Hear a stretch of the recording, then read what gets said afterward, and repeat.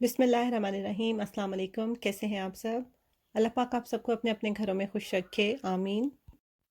आज का blog start कर रही हूँ दिन के खाने से, और खाने में आज बन रही है माश और चने की दाल। ये दाल बहुत ही मज़े की बनती है। वैसे भी चने की दाल या माश की दाल बनाई जाए तो बहुत मज़े की लगती है, लेकिन जब इन्हें मिक्स करके बनाएं तब तो ये बहुत मज़े की बनती है और मेरी फेवरेट दाल है। तो इसे मैं जिस तरह से बनाती हूँ, मैं अपना तरीका आपके साथ शेयर करूँगी। सबका डिफरेंट डिफरेंट होता है वे बनाने का।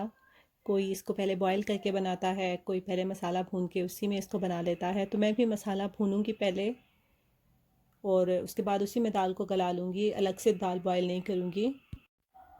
जैसे ही प्याज हल्का सा ब्राउन होगा, कलर चेंज करेगा, फिर इसमें लहसुन अदरक डाल देना है।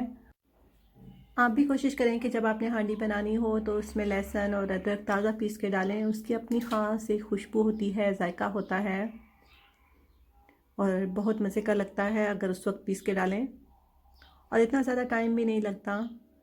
मैंने तो इस तरह से ये छोटी सी जो कूंडी या चटू बटा जो भी इसे कहते हैं, अपने पास ही रखा हुआ है किचन में। और जब मैं हांडी बनाती हूँ तो उस वक्त साथ में ही फिर लहसुन अदरक पीस लेती हूँ।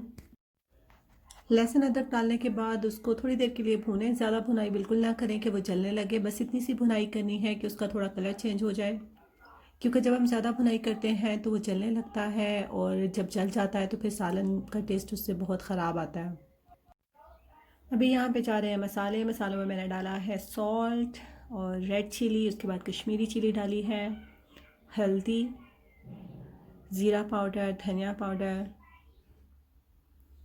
गरम मसाला और कसूरी मेथी। ये सब मसाले डालने के बाद इसे थोड़ा सा भूनेंगे और फिर इसमें पानी ऐड करेंगे, बिल्कुल थोड़ा सा पानी।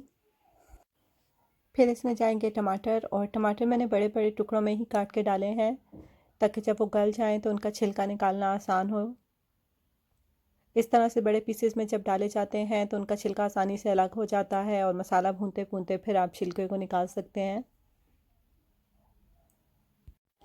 कुछ देर के लिए इसे ढक के पकाया था और टमाटर भी सॉफ्ट हो गए थे। उनका छिलका मैंने रिमूव कर दिया, और अभी टमाटर भूनने के बाद इसमें योगर्ट डाल रही हूँ। योगर्ट डालने के बाद भी इसकी भुनाई करनी है, और ये जो भुनाई है ना, ये हमारे खानों में बहुत ज़रूरी होती है। कभी हम कोई खाना ना भूने तो उसमें बड़ा अजीब सा लगता है ना। दूसरे भी हमें कहते हैं कि खाना भूना क्यों नहीं है ये। जैसे मैंने कोफ्ते बनाए कुछ दिन पहले, और मेरी फूफो मेरी वीडियो देख के बोल रही थी कि इसमें कोफ्ते तुमने भूने क्यों नहीं है।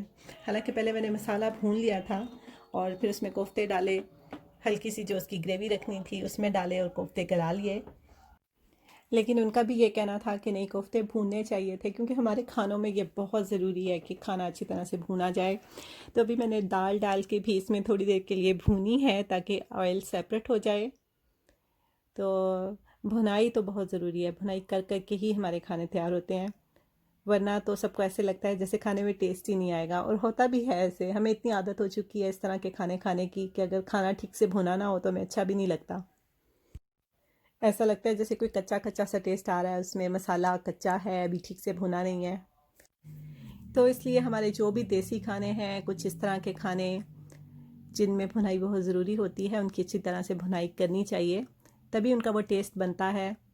अदरवाइज़ उनका वैसा टेस्ट नहीं आता। पाकिस्तान में ऐसा ही होता है, जब किसी के हाथ का खाना बहुत अच्छा हो तो उसके बारे में यही होता है कि हाँ, वो अच्छी तरह से भून के उसने मज़े का खाना बनाया है। और अगर कोई बहुत जल्दी में खाना बनाए तो नहीं, उसने बस जल्दी जल्दी में बना दिया, खाने की ठीक से भुनाई भी नहीं की। तो ऐसा होता है हमारे पाकिस्तानी और देसी खानों में कि भून भून के चाहे उनमें ग़ज़ाइयत ना रहे, लेकिन उनका टेस्ट ज़रूर रहना चाहिए। तो दाल की थोड़ी देर भुनाई करने के बाद उसे फिर मैंने कुकर में बंद करके रख दिया है गलने तक। और साथ में मैं रोटी बना रही हूँ, ख़मीरी रोटी। इसमें मैंने आटा दो तरह का लिया है, एक जो रोटी वाला आटा होता है वो, और दूसरा मैदा। इन दोनों को मिक्स कर लिया था आधा आधा, और इससे बना रही हूँ फिर मैं। इसमें भी मैंने वही सब कुछ डाला है जो कि ख़मीरी रोटी या नान में डाला जाता है, जैसे सॉल्ट है और मीठा सोडा, चीनी, पाउडर मिल्क, योगर्ट, और फिर नीम गर्म पानी से इसको गूंद लेना है। मैंने जो नान बनाए थे वो बहुत अच्छे बने थे। इंशाल्लाह उसकी रेसिपी मैं आपके साथ शेयर करूँगी। यही रेसिपी होती है उसकी भी। उसमें यह है कि वो सिर्फ मैदे से बनते हैं, और इसमें मैंने रोटी वाला आटा भी मिक्स किया था कि मैं देखूँ इससे कैसा बनता है। ये भी अच्छा बना था, लेकिन जो नान का टेस्ट था वो इसका टेस्ट नहीं था। नान की रेसिपी भी मैं आपके साथ शेयर करूँगी, वो तो बहुत ज़बरदस्त बनते हैं और ये मुझे ऐसे लगी थी जैसे तंदूरी रोटी बनाते हैं, तो तंदूरी रोटी की तरह थोड़ा इसका टेस्ट और देखने में भी वैसी लग रही थी। क्योंकि जब से नान बनाने लगी हूँ, नान बहुत अच्छे बन रहे हैं। पहले भी बनाती थी लेकिन अब जो मेरे पास रेसिपी है जिससे मैं बनाती हूँ उससे बहुत अच्छे बनते हैं। तो हस्बैंड की हर थोड़े दिन बाद फरमाइश होती है कि नान बनाओ। तो इसलिए फिर मैंने आटा उसमें मिक्स किया था कि ये ना हो हम रोज़ वाइट आटा ही खाते रहें। लेकिन उससे इससे जो मैंने बनाया आटे से, इसका वो रिज़ल्ट नहीं आया था जो कि नान का होता है। लेकिन नॉट बैड, ये भी बहुत अच्छी बनी थी, मज़े की थी। सालन भी बन रहा है और आटा भी गूंद के रख दिया था। अभी बाहर से लेने आई थी पुदीना, और पुदीना अभी इस मौसम में तो काफ़ी अच्छा हो रहा है, तो मैंने सोचा कि घर के पुदीने की चटनी बनाई जाए साथ में। तो ये देखें, ये कुछ मैंने क्यारी में से तोड़ा है और कुछ ये पॉट में लगा हुआ है, यहाँ से तोड़ लूँगी। ये पुदीना जब मैं लेके आई थी और मैंने लगाया था तो शुरू में बहुत अच्छा था, लेकिन बाद में एकदम से ये सारा ख़त्म हो गया था। अभी जैसे ही गर्मी का मौसम आया है तो माशाल्लाह से ये फिर से काफ़ी अच्छा हो गया है। लेकिन मेरा ख़्याल है कि जैसे ही ये मौसम गुजरेगा ये फिर से ख़त्म हो जाएगा, क्योंकि यहाँ पे बहुत ठंड होती है और ठंड में फिर ये नहीं होगा। साथ में मैं इसमें धनिया भी डालूँगी, और धनिया पुदीने की चटनी मुझे अच्छी लगती है जो कि कूंडी में कूटी जाती है। दूसरी जो चॉपर में बनाते हैं वो मुझे बिल्कुल भी पसंद नहीं है, क्योंकि इसके और उसके टेस्ट में बहुत फ़र्क होता है। दाल को मैं ऊपर से भी तड़का लगाऊंगी, और उसके लिए मैंने रेड चिली ली हैं। इनको तोड़ के छोटे छोटे पीसेस में इसका तड़का लगाऊंगी, और ग्रीन चिली, अदरक, धनिया और गरम मसाला ये फिर ऊपर से डालेंगे। दाल भी यहाँ पक के रेडी हो चुकी है, तो बस इसको तड़का लगाना है। तड़का लगाने के लिए थोड़े से ऑयल में बटर डाला है और फिर उसमें ये चिलीज़ डाल दी हैं। इनका बड़ा अच्छा सा फ्लेवर आ जाता है दाल में, और ये खाने में भी बहुत मज़े की लगती हैं। इसलिए मैं तो कोई भी दाल जब बनाती हूँ उसमें ये ज़रूर डालती हूँ। अगर आप ऊपर से ये तड़का ना लगाना चाहें दाल में तो आप ना लगाएं। इसके अलावा भी अगर सिर्फ बटर डाल के जब गरम गरम दाल हम खाने लगते हैं उसमें थोड़ा सा बटर डाल के खाया जाए, उसका भी बहुत अच्छा टेस्ट आता है। दाल बन चुकी है और इसमें ग्रीन चिलीज़, अदरक, गरम मसाला ये सब डाल दिया है। ढाबा स्टाइल दाल तैयार हो गई है हमारी। ऊपर से धनिया भी डाल दिया। साथ में मैं बना रही हूँ रोटी, और रोटी उसी तरह से बेल के उसके ऊपर पानी लगाया है जैसा कि नान के लिए लगाया जाता है, क्योंकि फिर हमने तवा उल्टा करके इसको सेकना है। तो अगर अच्छी तरह से पानी लगा होगा फिर रोटी तवे से चिपकी रहती है और हम उसे अच्छी तरह से सेक लेते हैं। जब आप रोटी तवे पे डालें तो तवा बहुत गर्म होना चाहिए, और जैसे ही रोटी डालें फिर उसकी आंच हल्की कर दें, क्योंकि अगर तब भी उसकी आंच ज़्यादा रहेगी फिर रोटी जल्दी से जलना शुरू हो जाएगी। पहले हमने तवा खूब अच्छी तरह से गर्म करना है, तेज़ आंच पे बहुत अच्छी तरह गर्म होना चाहिए जब हम उस पर रोटी डालें। अगर वो ठंडा होगा तो रोटी अच्छे से चिपकेगी भी नहीं और उस तरह से अच्छी नहीं बनेगी। फिर जैसे ही रोटी डालेंगे उसकी आंच हल्की कर देंगे और फिर इसे हल्की आंच पे पकाएंगे। उसके बाद जब सेकने का टाइम आएगा रोटी को तो हम उसको फिर अपनी मर्ज़ी के मुताबिक, अगर हमें ठीक लगे तेज़ आंच पे या दरमियानी आंच पे, हम उसे सेक लेंगे। रोटी सेकते हुए हमने उसे आग के बिल्कुल करीब नहीं रखना, आग से थोड़ा दूर रखना है, क्योंकि अगर वो आग के करीब रहेगी तो जल्दी जल जाएगी। इसलिए हमने इतना दूर रखना है कि जो हीट है वो उस तक पहुंचती रहे, लेकिन रोटी इतनी नज़दीक ना हो आंच से कि वो जलना शुरू हो जाए। तो यहाँ पे बड़ी मज़े की रोटी बन चुकी है। नान तो बिल्कुल भी नहीं है, इसे तंदूरी रोटी ही कहेंगे।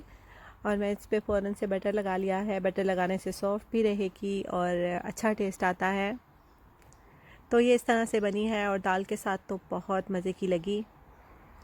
साथ में मैंने जल्दी से बना लिया था सैलड, और मैंने तो इसे मिर्चों के अचार के साथ खाया था।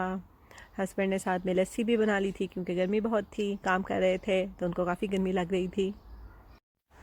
और ये पहले की वीडियो है मेरे पास पड़ी हुई, मैंने आपको पहले भी दिखाया था कि एक ग्रीन हाउस है यहाँ पे और साथ में शेड बना हुआ है। तो हम इस एरिया को क्लियर करना चाहते हैं, और क्लियर करने के बाद सोचेंगे कि यहाँ पे क्या किया जाए।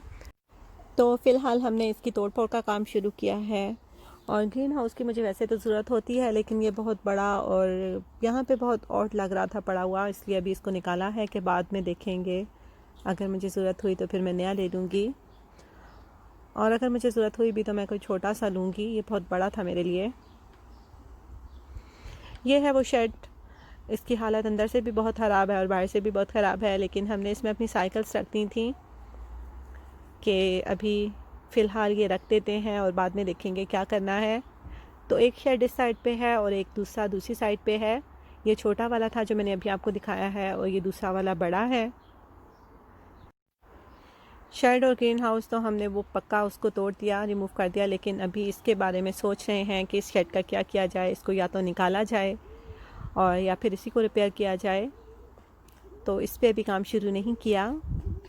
फिर जो भी जैसे भी होगा मैं आपको साथ साथ दिखाऊंगी, क्योंकि ये एक दिन पहले की वीडियो है और मैं आपको दिखा रही हूँ कि ये सब कुछ इस तरह से था। और जो आज की वीडियो मैंने बनाई है उसमें इसकी तोड़ फोड़ हम कर चुके हैं। एक शेड को यहाँ से रिमूव कर दिया है। तो आज का सारा दिन तो बहुत काम करते गुजरा। ये जगह यहाँ से सारी क्लियर की है, शेड को तोड़ा है और ऊपर ये जो आपको दरख्त नज़र आ रहे हैं इनकी ट्रिमिंग की है। और नीचे ये देखें, ये सब कितना कुछ है, बहुत काम है करने को। और ये सारी ये ट्रिम किए हैं, ये जो दरख्त ये वो अभी यहाँ से उठा उठा के इधर रखे हैं।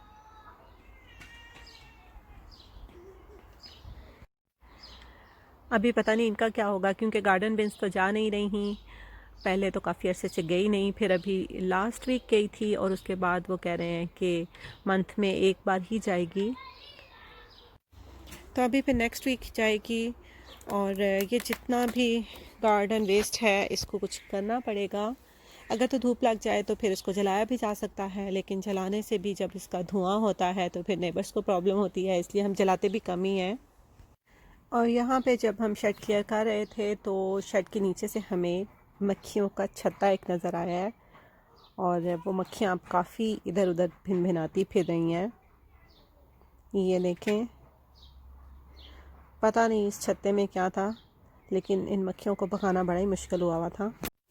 जैसे ही हमने यहाँ से लकड़ियाँ उठाई तो ये इधर उधर बिखर गई सारी और फिर इनको कंट्रोल करना काफ़ी मुश्किल हो गया था। तो समझ नहीं आ रही थी किस तरह से इनको भगाया जाए यहाँ से। जो मेरे जहन में एक बात आई तो मैंने अपने हस्बैंड से यही कहा कि आप इस तरह करने, कोई लकड़ी वगैरह जला के उसका धुआं दें तो शायद ये भाग जाएं। लेकिन इस तरह करने से भी कोई फ़र्क नहीं पड़ा था। हमने लकड़ी एक जलाई थी और उसका इतना धुआं भी नहीं हुआ। खैर थोड़ी देर के लिए रखा तो वो बुझ गई। तो फिर इनके दिमाग में आया कि क्यों ना प्रेशर वॉश ऑन करके उससे मक्खियों को भगाया जाए, और इससे हमें काफ़ी हेल्प हुई, क्योंकि जब उनके पैरों पे पानी लग रहा था तो वो भाग रही थी। बाकी फिर मैं इंशाल्लाह कल आपको दिखाऊंगी कि और क्या काम किया है। तब तक अपना बहुत सारा ख्याल रखिएगा, दुआ में याद रखिएगा। अल्लाह पाक आप सबको अपने हिफ्ज़-ओ-अमान में रखे। अल्लाह हाफिज़।